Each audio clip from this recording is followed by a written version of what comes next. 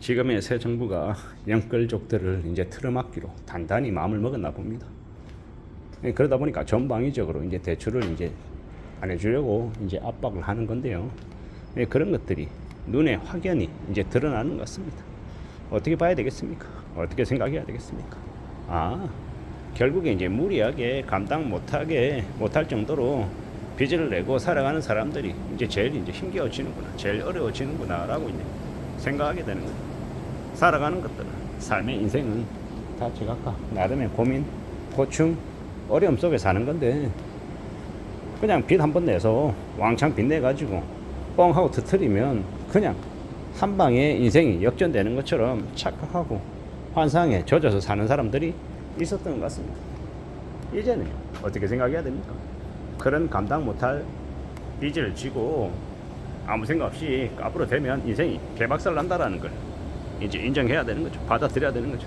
세상이 그렇게 호락호락하지 않다라는 걸 알아야 됩니다. 지금의 정부가, 이재명 정부가 영끌족들 틀어막았잖아요. 왜 그랬겠습니까?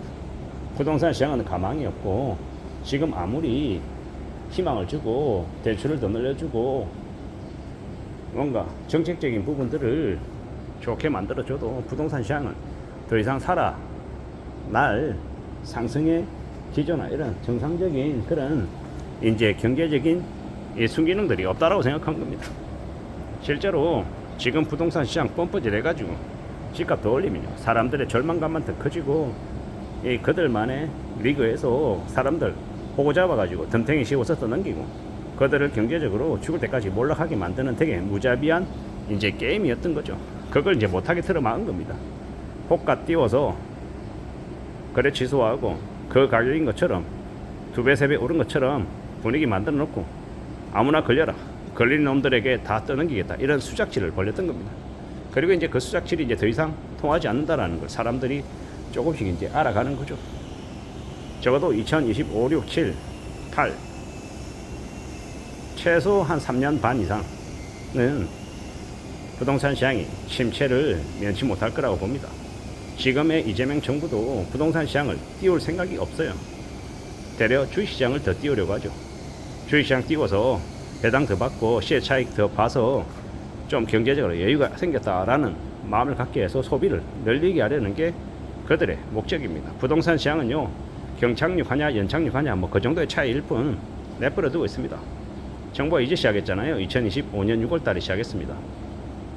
5, 6, 7, 8, 9 어떻게 됩니까? 뭐 2030년쯤에 이제 대통령 선거가 또 있는 거죠. 그때가 되면요, 그 전에 뭐 29년쯤에나 펌프질 해가지고 또 다시 띄우려고 하겠죠. 뭘요? 부동산을요. 그때가 되면요, 주식시장은 나버리고 주식시장 왕창 무너지고 부동산 시장 또 다시 올라가겠죠.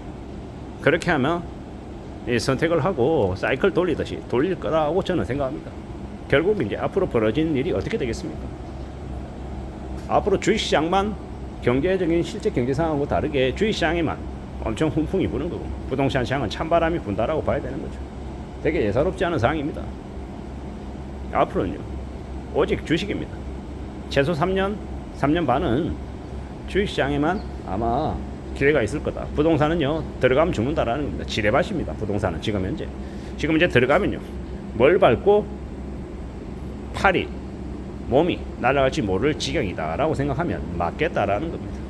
세상 사는 거 쉽지 않습니다. 만만하게 생각하면 안 되고요. 내 생각 내 바람대로 뭔가가 척척 흘러갈 거라고 기대하면 그게 오산입니다. 정의 바짝 차리고 살아가야 됩니다. 삐끗하면요, 몰살입니다. 나만 죽는 게 아니라 가족, 일가족 모두 다, 할머니, 할아버지, 나와 아내, 자식들, 심하면 손자, 손녀까지 인생이 담보 잡혀가지고 개박살이 날 수 있다는 겁니다. 그만큼 무서운 거다라고 생각하고 지내야 됩니다. 길게 내다보고요, 멀리 내다보고 살아가면 이것만큼 무서운 게 없습니다. 어떤 생각으로 살아가야 될까, 어떤 정신으로, 어떤 각오로 살지를 궁리해야 된다는 겁니다. 꽤나 무섭고 꽤나 잔인한 이야기입니다. 뭔가 우리 생각대로, 우리 바람대로 안 된다라고 봐야 됩니다. 죽을 때까지 끝까지 따라다니는 게 뭐다? 빚이다. 그래서 연끌해가지고 빚지면 인생이 끝장나는 건데, 지금 정부가 그런 빚을 못 지게 만들어서 내가 투기하고 싶어도 연끌하고 싶어도 못하는 분위기가 됐죠. 그게 훨씬 더 삶을 지켜주는 거다라고 봐야 됩니다. 지금의 정부가 뭐 주거의 사다리를 걷어찼다는 등 내가 월 400만 원씩은 부담할 수 있는데 정부가 왜 재산권을 행사 못하게끔 이렇게 틀어막냐는 등 온갖 욕을 해야 되는데요. 냉정하게 얘기하면요, 호구들에게, 그 연끌 사기꾼들에게 걸려들지 말라고 정부가 극약 처방을 한 겁니다. 그렇게 안 하면 못 알아쳐먹으니까요. 정신 못 차리니까 그런 구구절절한 설명 대신에 그냥 대출 틀어막아서 못하게 만든 겁니다. 잘하고 있다라고 저는 생각하고요. 좀 많이 늦었죠. 문재인 정부 5년, 윤석열 정부 3년 동안 부동산 관련한 거품들이 너무 많이 커지면서 이 기괴한 모습들이 많아졌습니다. 7억 8억 하던 집이 30억이 되고요. 10억, 12억이면 충분했던 집이 40억, 50억이 되고 2, 3억 하던 집이 8억, 10억이 됐어요. 미치는 겁니다. 보통 사람들, 서민들이 주거할 수 있는 그런 부동산들이 대거 사라졌죠. 그러면서요, 서민들에게 연끌하지 않으면 벼락거지 된다라는 개소리만 떠들어대면서 사람들 전부 다 불행해, 비교질에 루즈가 되게 다 만들어놨습니다. 이게 얼마나 서글프고 무자비하고 답답한 이야기입니까? 뭔가 좀 바로잡혀야 되는데, 정상화 되어야 하는데 그러지 않게 그럴 여유를, 기회를 주지 않았던 겁니다. 그러다 보니까 이 모양이 된 게 아닌가라고 생각합니다. 답답하죠. 우려스럽죠. 세상이 왜 이 모양이지, 나라 꼴이 왜 이 모양이지, 그냥 화가 나고 답답하고 그냥 욕이 나오려 하는 겁니다. 이런 시대가 지금의 시대입니다. 뭔가가 좀 바로잡혀야 되는데, 괜찮아져야 되는데 과연 그럴 수 있을까? 의구심이 들기도 하고 두렵기도 하고 고민스럽기도 하죠. 많은 생각들이 듭니다. 근데 그러면 그럴수록 우리는 잘 좀 생각해야 된다라고 생각합니다. 살아가는 지금의 시대가 어떻게 전개가 될지, 어떤 삶을 만들어낼 수 있을지 고민해야 된다라고 보는 겁니다. 두려운 시대입니다. 삐끗하면 와르르 인생이 다 박살날 수 있습니다.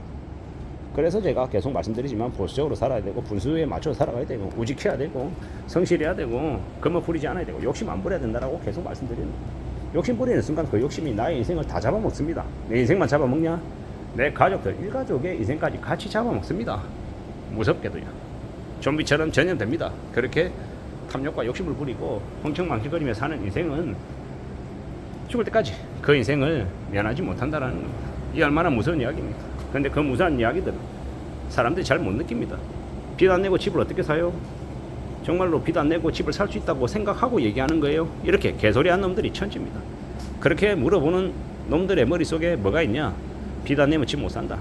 빚을 꼭 필요한 거다. 이런 말도 안 되는 개소리들이 머리에 탑재되어 있는 겁니다. 그렇게 생각하는 이가 제대로 된 삶을 살 수 있겠냐고요. 제대로 된 삶을 살 수 없죠. 인생이 개박살나고 초토화된다라고 봐도 무방하다는 겁니다. 이상입니다.